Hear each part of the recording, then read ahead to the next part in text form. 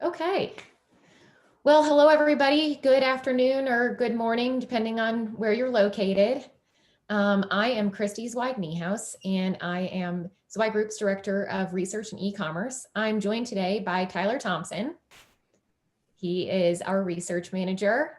And we're just going to talk about some of the interesting data that we've gathered over the past year, and then also some data that we've compiled over Zweig Group's 25 plus years of doing research on the AEC industry. And particularly focusing on some specific research that we did related to the big event of the year, COVID-19, and how that's impacted AEC firms.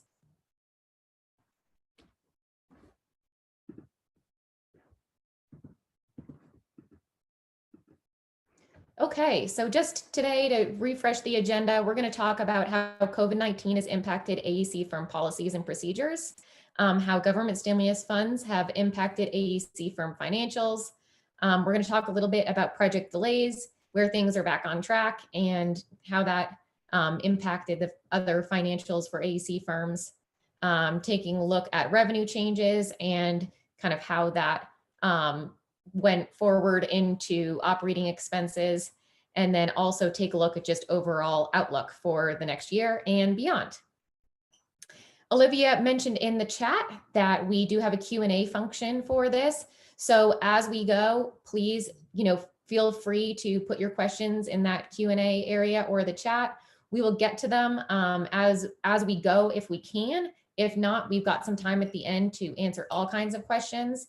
And if for some reason we don't get to your question, don't worry. You can always send us an email at research@zweiggroup.com and we'll be happy to answer it. And we do actually have some data at the end that I think we'd love to discuss. Okay, so just a brief overview of Zweig Group and the research that we do. We have over 2 million data points on the industry. We have been gathering this data for over 25 years. And generally the way that we collect data is through voluntary survey participation. So we only do surveys on areas relating to business management, but I want to say we probably have a survey for almost every area that impacts the business side for an AEC firm. And so we launch these surveys every year. Generally, participation is open all year long, and we let people submit their information on given topics voluntarily, and then we incentivize them for participating by giving them a discount in the final publication. And a big change that we've had over the past couple years is that if you participate in one survey, then that discount is good for any publication that you want. So you could participate in a survey on marketing, and then you could use that discount to get a report on policies, procedures, and benefits. And that way we just allow people to kind of participate in what's most timely or relevant to them, even if there's something else they're more interested in purchasing. Another way that we gather data is through our advisory services, our awards program, and then also all of the different learning sessions that we do. So this year, mostly virtual, but we also do a lot of in-person seminars, and we sometimes give short questionnaires through those, gather data, and incorporate that into our larger database. Okay, so let's talk about COVID-19. Oh boy. So back in March, we were really just getting started with the year. Everything was pretty much on track. The research department was doing what we normally do, getting ready to launch surveys on our first few topics as usual, which is usually on salary levels and then on financial performance. And then COVID-19 hit the United States, and we realized that everything that we knew was going to be affected and turned upside down. So we pretty quickly assembled a survey because we just wanted to see how our clients and other firms in the industry were reacting and what changes they were having to make to their business. So we launched that survey in early March. And as an incentive, if you take the survey, and it's still open, by the way, we've been creating new versions every quarter so that it stays as up to date as possible. But any participant in the survey then immediately was able to get a free report that had summary data from everybody who had taken it. So they could see, what their peers and competitors were doing or how they were also responding to some of those same topics. And so we've been issuing reports and analyzing these numbers basically based on level of response. And the first one that we did, we let that get all the way up to 250 responses. And then it was in July, we realized, okay, the climate is changing. We've got to issue a new survey. So we issued a new survey for Q3 with some added questions, but we kept a lot of them the same. And so what I'm about to present to you is how some of these numbers have changed over time. So the biggest impact and as a firm leader, you've got to know, how is this event impacting your firm's revenue? So especially in Q1, I think a lot of firm leaders were just guessing. They were starting to maybe see that some projects could be canceled or delayed, but they didn't really know how the rest of the year would shake out. So we just asked them to respond in general. Hey, how do you think that this big event is going to impact your firm's revenue? So you can see in Q1, we still had the bulk of firms, the vast majority, 68% said this is going to cause a decrease in my firm's revenue by X% compared to last year. But 30% were still hanging on and saying this isn't going to impact my revenue at all. And then by Q2, you can see that again, we've got a little bit more firms saying this is going to cause an impact. But we also had a slight increase in the number of firms that said, actually, we're still going to have a revenue increase for this year compared to the previous year. So that was good news. And that again grew in Q3. So you can see that there's a stabilization, looking at July onwards, this last data points here. It looks like, I think, we're starting to see some more optimism. We also ran some numbers to see what the expected revenue loss was in dollars. That expected revenue change overall from our latest full compilation of numbers is that most firms are saying we're just going to be down about 15 to 17%. So definitely something that's significant, but I don't think devastating at this point in time for every firm. So with revenue decrease, we wanted to see, well, how does that impact budgeting? So we wanted to see how fast firms were going to change their budgets. So obviously by the time you get to Q3, the year is pretty much over. So we would expect to see those budget changes already in effect. But I think that we still have some firms that are doing some last minute scrambling and moving around to make things work. So early on, no surprise, we had about half of firms were saying, hey, we're still considering changes, but 9% were pretty quick to react and say, okay, we've got to do some budget changes right away. By Q3, that was at about 25%. We also looked at discretionary spending. So again, that's usually an area where firms can make some choices and have some money that they can devote to other things. And we immediately saw that some firms were choosing to devote some of their discretionary spending to COVID-19 related issues, whatever that is. And later on in this presentation, we will delve into where some of those funds went. But yeah, initially, most firms were just kind of holding steady. But by the end of the year, you can see it's pretty much evening out, where we've got almost equal percentages saying, we're going to devote some spending to challenges, or no, we have no changes, or we're still considering. So kind of all over the place on that one. Another big impact from COVID-19, no surprise here, is working remote. We've talked a lot about that, and we have all kinds of interesting data points coming up on that. So I think that it's really, really interesting to see how this changed over time. So we look back at Q1, and that was just really right when the pandemic hit. And that's probably even before mandatory policies by state went into effect. And you can see that just 39% of firms said, okay, any employee can work remote. By Q2, we had some formalized policies and we had some things that had to happen. So that was up to 75% there. And then you see that leveling off and starting to drop off. So by Q3, that's actually decreased a little bit. I also thought that it was interesting if you looked at the number of firms that say, hey, we've always allowed for anybody to work remote. And again, the latest figures that we have back in Q1, we asked firms what percent of all of your total employees could possibly work remote. They said 80%, but by Q2 and Q3, that had been raised to 90%. So it seemed like firms were starting to realize, okay, well, maybe this is more possible than we thought. Okay, delving into the policies a little bit more. We wanted to first, we checked out how client entertainment and networking has changed. A lot of firms are leaving this up to the employees. So over half are saying, okay, this is up to you. You can decide what you want to do and what you're comfortable with. But we still have, more than a quarter that are saying, please, refrain from entertaining clients in social and public settings. These numbers here are very important because later when we start looking at some issues related to business development and how that's changed. And we've got still, less than 10% are saying, hey, we made a change, but now we're back to the way things used to be. And just a really tiny, percent are still trying to make choices on this, basically. Looking at travel, 60% of firms now are allowing business travel on a case-by-case basis. Then we have probably about 20% said we prohibited initially, but now we're back to some limited travel. And I think we're seeing that with a lot of our clients that weren't traveling for a bit. Now they're starting up again. Still over 15% say the business travel is suspended. And we also have some location specific things as well.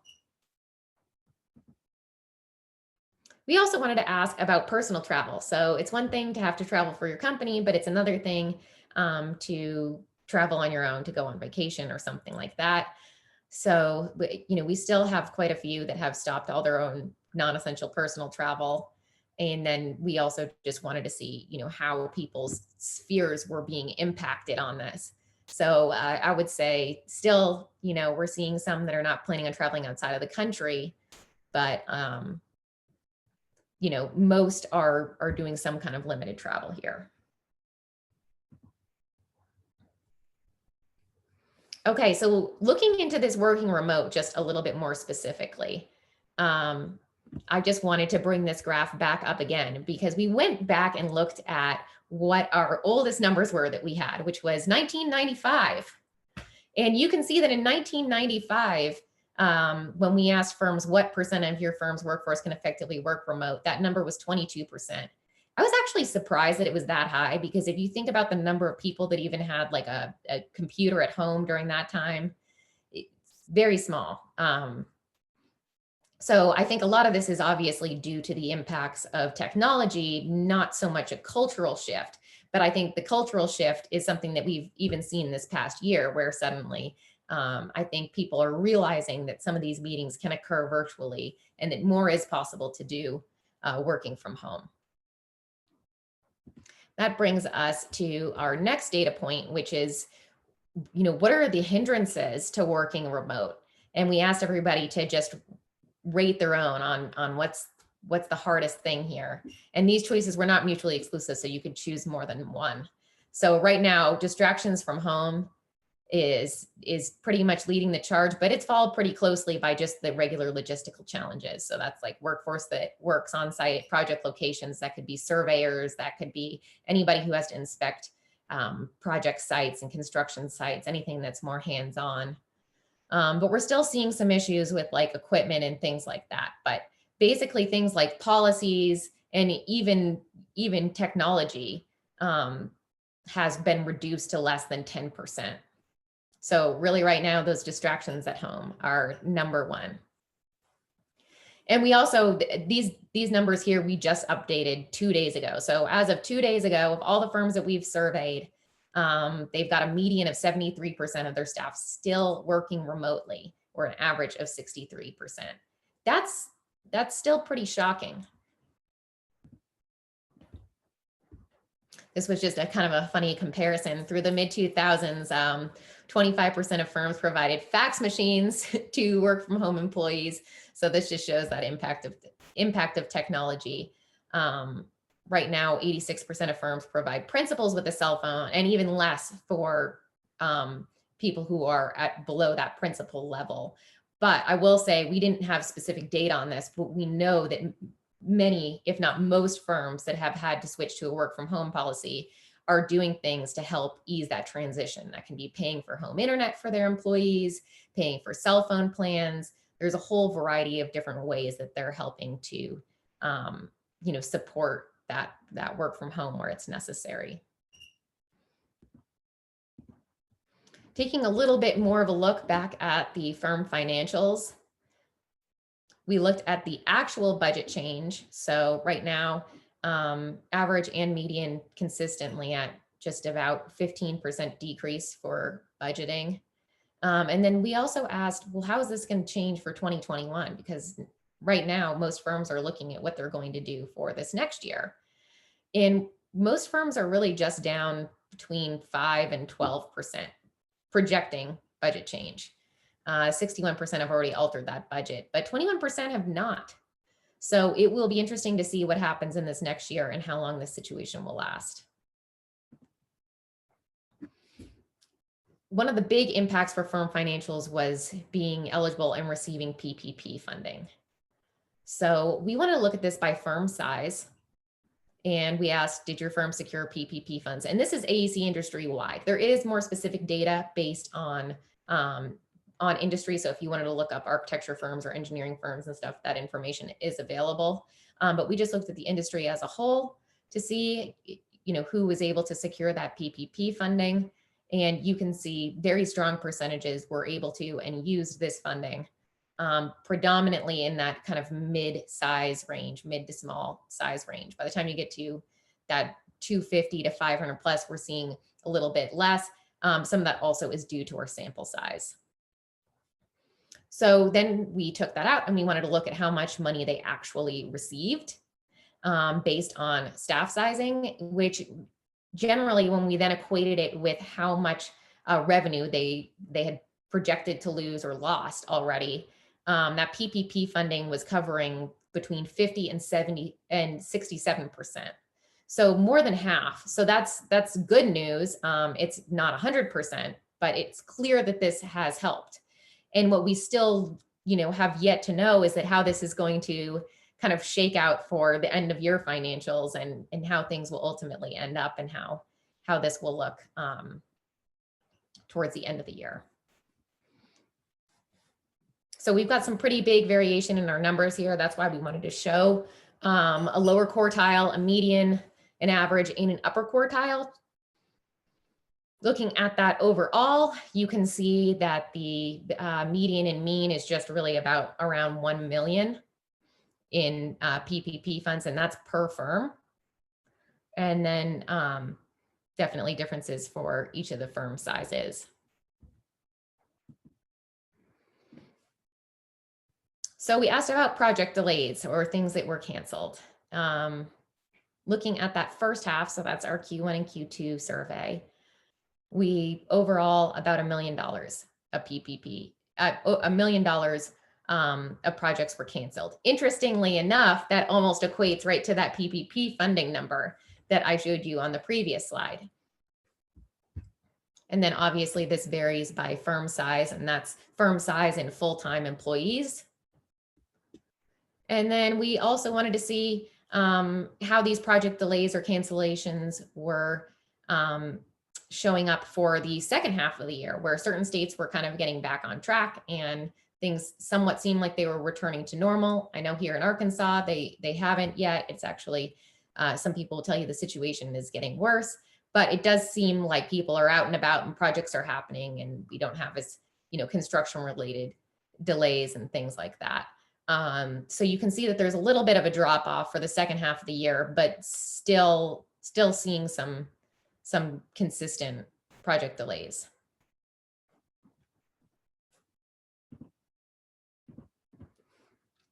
So with all these revenue decreases and project cancellations, we wanted to see where firms were changing their spending habits. So we asked just initially, how do you anticipate what are these budget changes you're going to make and where are things going to be cut, or potentially where are you going to have to be spending more money? So I think the important thing to look at on this graph is really the things that stand out. So healthcare, no change. This is not surprising. If anything, almost could be more for that. And then definitely a significant decrease for travel. So that's that last one there at the end. You can see huge spike there for significant decrease. Those are logistical. This is not surprising. Some things that were kind of bright spots in this is that we didn't see a huge number of firms saying, okay, we're going to be spending a whole lot less on bonuses or a whole lot less on recruitment and hiring or things like that. Again, logistically, not surprised that we saw some slight increases in software and IT systems and computers and equipment. But what I will say, and this becomes very important later when you look at things that are impacted by COVID and what the top challenges are for firm leaders right now, you can see that there is definitely some decreases, both significant and slight. So that's these first two bars here in spending on business development, as well as marketing and promotion.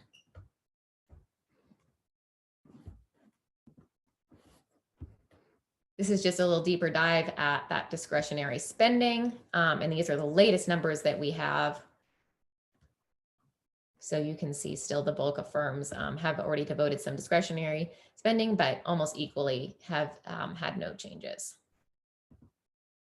Okay, so going back to what we were just talking about with that reduction in spending on marketing and that reduction in spending on business development, we then asked everybody who took this survey, okay, well, how is COVID-19 impacting these areas of your firm? And traditionally, when we've asked this question on our principals, partners, and owners survey, which we do every year, the number one challenge is recruitment and retention. Launching this survey this year, we saw that now ability to obtain new work is reaching that top challenge. So that's definitely a different scene than what we've, than the data that we've had over the past few years. And I think that it's very important to note that that is directly related and correlated to the spending that's happening on marketing and the spending that's happening on business development. So I would counsel all firm leaders to be aware that you don't just slash your spending in these areas and then set yourself up with a future problem. Another big challenge has been ability to train staff, and then also a little bit for collaboration with subcontractors and consultants. And these were rated on a 1 to 5 scale, by the way. So 5 would be like this absolutely heavily impacted in a very negative way. 0 was absolutely no impact at all. So I think the bright spots on this is that if you look at ability to finish current projects within budget and ability to provide high quality service in response to clients, those are having very little impact down there at the bottom. So that's great news, I think. And I'm not surprised, AEC firms really value their client service and being client focused. And I think that as an industry, we've done a good job of being able to maintain that high level of service, even while potentially working remote and having to deal with a plethora of other challenges. So all good news there. We also did kind of a unique survey this year. So traditionally, we just gather information on salaries once a year. But we thought, we want to see if all the changes that have been happening in the industry are impacting salary levels here in the middle of the year. So we gathered data and we released kind of a special mid-year update to our normal annual salary report. And we did see a little bit of a decrease in bonuses, but it was good to see that the rest of salaries were actually staying stable, and some positions were even seeing increases. So that was pretty good to see. It wasn't as though salaries were just being slashed industry-wide. And if you look at it, you can see that there's just a little bit of a difference between that technical roles and the overhead positions. So overhead roles actually saw a pretty good increase, average of 5%. So already seeing a little bit of upward movement there. Okay, at this point, I'm going to hand it over to Tyler Thompson. He's going to talk specifically about how all the events of this past year have impacted firms' operating expenses. And he's also going to show you a really cool tool that he has developed that makes looking at all these numbers very easy and quick, and just a really cool visual way of running through some different scenarios. Thanks, Christy. A lot of great stuff there. Yeah, we thought this would be a perfect transition, talking about sort of how firms are organizing their overhead departments and how they're spending in each of those departments, to show off a cool new tool, at least it's cool to me, new tool that I created back a few months ago. We get a ton of questions on our research email thread, and this is one of the highest recommended sort of questions here. So with that, I'll go ahead and share my screen here. Okay, so this is Excel based, and basically we're looking at 4 major departments here: finance, human resources, information technology, and marketing. And so at the top here, we have department staff as % of total staff, and that's overall survey sample. We actually collected data from 4 years worth of survey responses just to get a robust data sample here. So you can see that, for example, if we're looking at finance department here, a median of 4.5% of a firm's total staff is potentially a finance employees, whether it be CFO, financial analyst, et cetera. So, it's not enough just to look at sort of the overall industry norms. A lot of firms want to look at it by their specific staff size or firm type. And this is where this section over here comes into play. And so, for example, if we're going to look at a firm that's maybe 75 employees, we want to look at the 50 to 99 full-time employee staff range. Then all the charts will beautifully pop up here. So yeah, then you kind of look at that finance section for the specific firm attributes that were selected right here. And you see it's a little bit higher than the overall percentage. Over here on the left, you'll see the department staff size. Now these are hard counts. So for example, you might see 3 finance employees out of a 50 to 99 sized firm, whether it be a CFO, financial manager, or financial analyst, some sort of combination of 3 finance employees, and then on down the line to HR, 2 IT, 3 marketing. Just gives you sort of an overview of what your overhead department staff should look like based on your firm size or firm type, et cetera. Then also spending on each of these departments as a percentage of net service revenue. We see the overall numbers here. So for example, if we're looking at HR, it may be somewhere between 2 and 3% for HR spending as a percentage of net service revenue. And, for the specific firm attribute that we selected here, the 50 to 99 range, we don't see too much change there. It may drop down percentage, but typically firms are spending between 1 and 3% on HR as a percentage of their net service revenue. So as we move along here, there's also different tabs here at the bottom of the screen that do a deeper dive into each of these departments. So for example, we've got the finance here, HR, IT, and marketing. And on each of these tabs, you can enter in your firm's data and benchmark yourselves against the industry average and certain firm attributes. So for example, if we're going to take that last example in here. So if I say that my firm has 75 employees and we made 10 million net service revenue last year. Now we can come over here and once again select that 50 to 99 staff range, and our charts populate here. So you can kind of see based on the selections that you made here.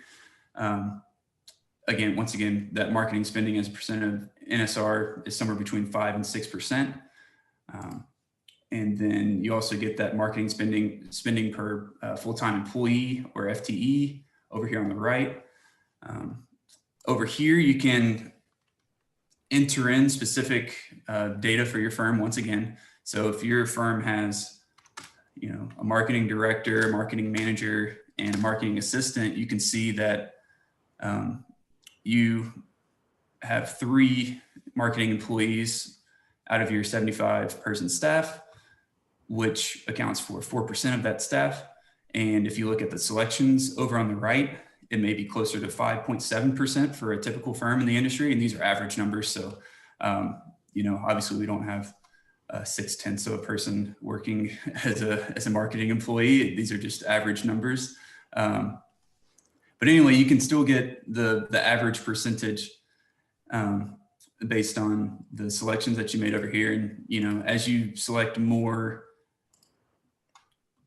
options. So if I also select multidiscipline engineering, it'll filter even further down to multidiscipline firms that were also within that staff size range. So it gives you even a closer look at what you would like to see in your firm. And then same thing down here with the spending. So, you know, we can break down the marketing spending based on different categories like staff labor and market research, advertising, et cetera. So, you know, if we're wanting to look at, let's say we pay our 3 marketing staff employees a total of $300K. So you can still benchmark yourself over here based on the selections. You can also see here as you continue to add up your marketing expenses, it'll sum up here and it'll give you a marketing spending as a percentage of net service revenue, along with spending per FTE. It's just, you know, we're trying to give you as many ways as possible for you to benchmark yourselves against the industry and, you know, really hammer down what you would like your overhead department to look like and how much spending you would like to allocate to each of those departments. So I'll let Christy take back over here.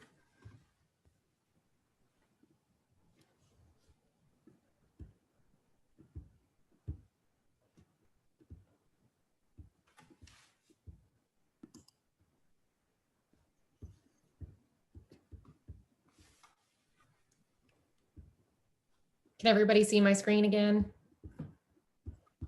No, not yet, Christy.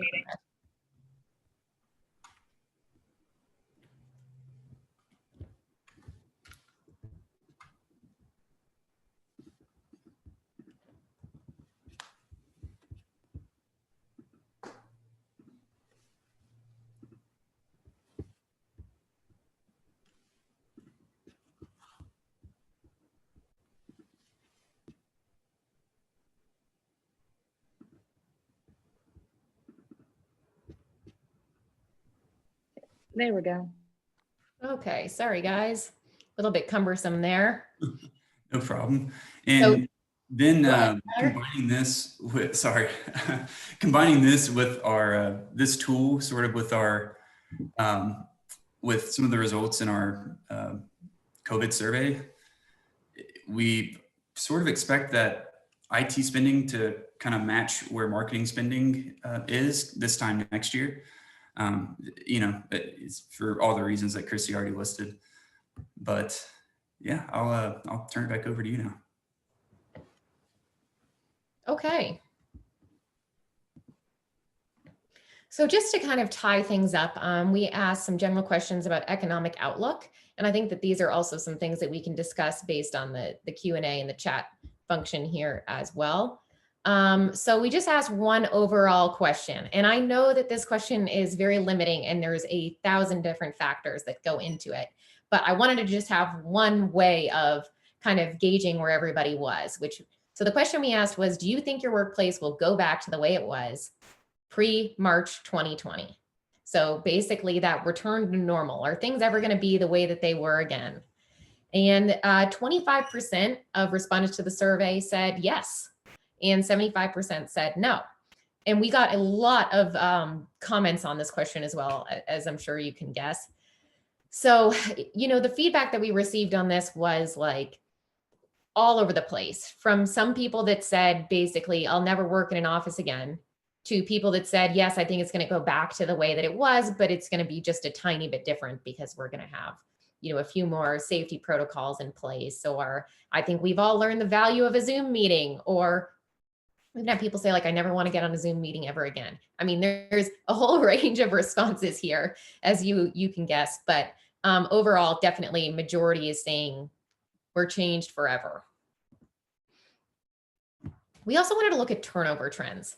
And I recently read an article that said something horrifying, which was to the effect that like 40% of working mothers have had to make some kind of adjustment, either to their work hours and salary, or quit their job entirely in order to basically handle the increased pressures of taking care of children at home, potentially homeschooling, and everything that goes along with that.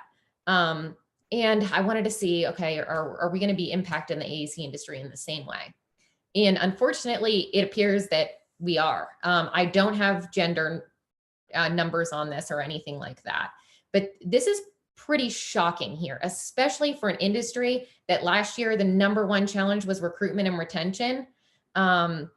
This is pretty shocking. So almost half said that they have had some percentage of their staff voluntarily reduce hours and pay due to COVID-19 related factors. So that could just be, 2% of their staff, or reducing their hours a little bit. But then we looked at the specifics on it, and it's 4 firms that said, yes, I've had somebody at my firm that's had to reduce their hours or, and pay for COVID-19. The average was 22%. That's significant. So that's almost a quarter of all staff have had to make a change at firms that have reported some change.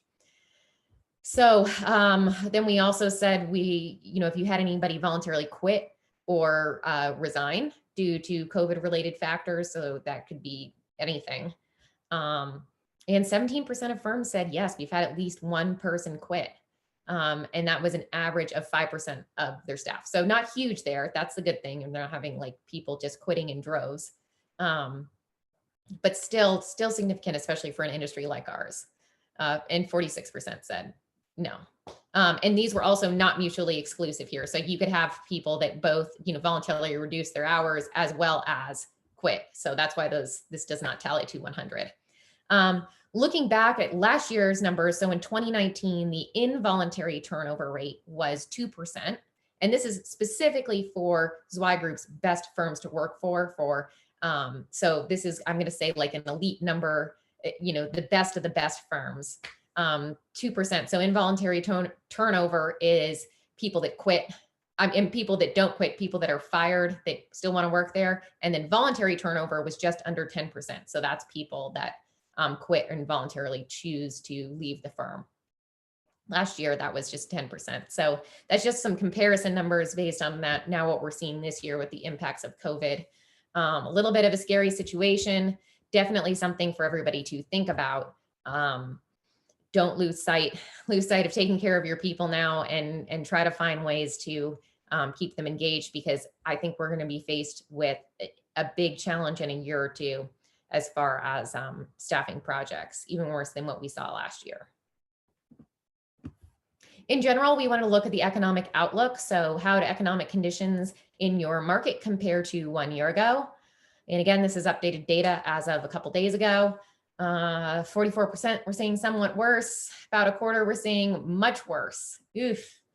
But 10% we're seeing somewhat better. So, at least some people were seeing some increases there, and 18% said the same. So then we asked the same group, how do you expect the US economy to be in 12 months? So looking forward, 1 year from now, what do you think is going to happen? Are we going to continue to see things get worse? And I think that this is a much more optimistic picture. We still have 35% of people that are saying, okay, things are going to be somewhat worse, but down to only 4% are saying things are going to be much worse in another year. So I think that we're seeing some optimism for the economy from the AEC industry. And I think people are expecting things to level off in the next year and either be the same, or, the majority in this case, 38%, was saying things are going to be at least somewhat better, if not much better. So a little bit of a bright spot there, I think. Okay, so now we have time for just a few questions. And I think that we actually had a couple come in through the chat. So we'll see if we can answer some of those right now. Yes, I answered one on accident. Okay. I am not fluent in the language of Zoom, apparently. So yeah, based on growth, do firms expect to be raising billing rates and salaries for next year? Yeah, I think we did. I think we did touch on that in the mid-year salary report data dump there. So yeah, so I think modest increases, still kind of continuing the trend that we've seen over the past 3 years. So that's good.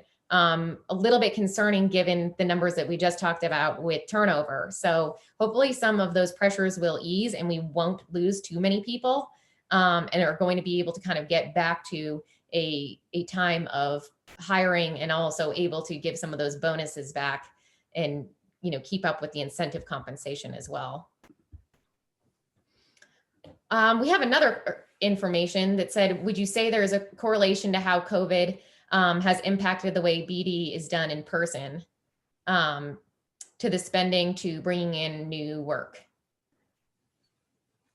So I would say yes, definitely. I think that some of those initial like BD budget slashes were just due to the fact that traditionally that has been a job role where people have done traveling and they've done, you know, networking events. So everything from golf to taking people out to dinner to, you know, doing a lot of in-person entertainment type stuff. And clearly, I mean, for necessary reasons, that was totally slashed. So I think, yes, definitely, that's some of the spending. But I would say, you know, from our perspective, we've got to find other ways to be doing some of those same business development efforts and ways to kind of refocus some of those funds. So, you know, it's still those business developers need to be paid for their time, and there's things that can be done even without that traditional, you know, entertainment style business development. That could be everything from internet advertising to engaging with people on social media to, you know, there's certain types of events that have lower risk of COVID exposure to doing more local BD, and then also things like maintaining your relationships with your existing clients and taking that time to check back in with clients that you know, maybe haven't had a chance to catch up with and speak to in a while, and see if you can develop more of that repeat business. sure. Yeah, those are all great points. I'll take the next one here, actually. Do you have any information about layoffs due to COVID? We have been running our mid-year salary survey, and one of the questions on there was what percentage of your staff have you laid off between March 1st and July 1st of 2020? Most people answered 0%, actually. We had a couple people answer, you know, 5, 10%. But, you know, I think typically it's been under 10%, if not none. Yeah, and I think that just speaks to the strength of the industry right now. So that's a good sign. It's certainly, we're not like food service was initially, or things like that, where there were massive layoffs. And also just that period of growth that we've had here in the industry over the past few years where, you know, firms had a feeling stable and optimistic, and were able to maintain everybody's roles and salaries as much as possible from that firm side through this time period. We've got a couple questions about if the spreadsheet that Tyler showed would be available to attendees. It will be available for purchase at a heavily discounted rate. So I'll make sure that every participant here in this session gets a hefty discount code, as well as we also have some free previews of some of our other tools like that as well that you can use.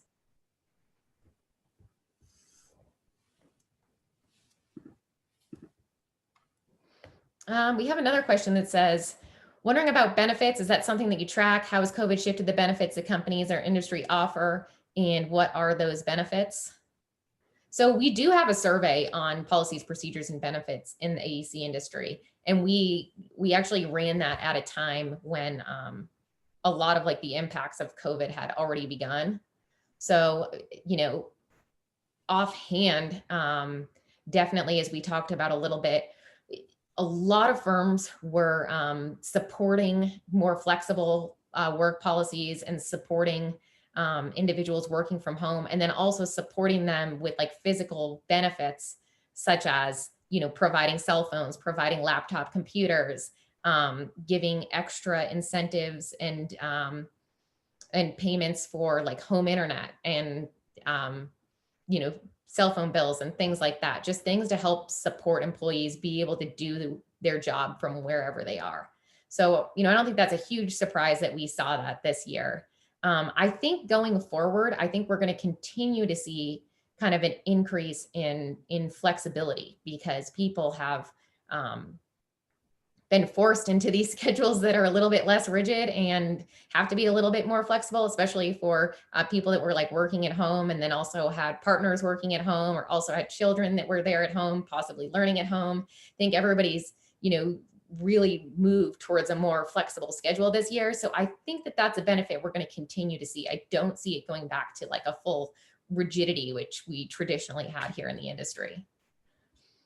And then, you know, I think we're going to take a look at that best firm to work for data. So what some of the really the best firms in the industry are, and some of them have some pretty cool and creative benefits that they've also even developed this year.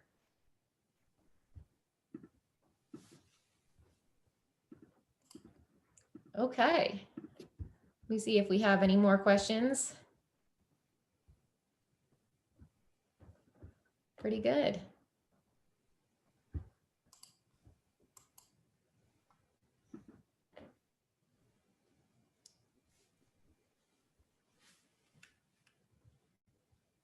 We have somebody that said they'd like to see a correlation of benefits to the employee data that we referenced, which could be from the best firms to work for. And I think that that's something also what we'll share with everybody who's attending this session is our full data report from the COVID-19 survey. And then we're continuing to add to that. So I'll make sure that everybody gets on the email list for that. And that's something that I send out based on the level of response that we have there. Usually I'm sending out a new report every 25 to 50 respondents, so you can see how these numbers have changed over time, and also just any kind of relevant comparisons we have to the other data that Zweig Group is gathering. So we'll definitely follow up with you on that.